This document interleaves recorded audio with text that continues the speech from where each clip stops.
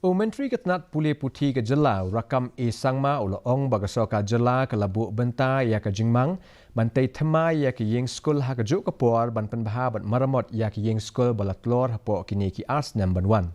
Aba kedau bala depte ya kumba ars pak teli ki Ïingskul ba Thymmai ke kerdan lower primary kat bahasa shis pak teli ki weipan on sependap apo uni usnam Mang Tyngka.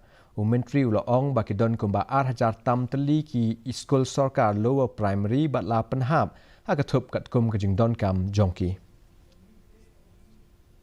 Committed already earmarked the budget to build a new building as well as the repairing and the renovation as per the requirement.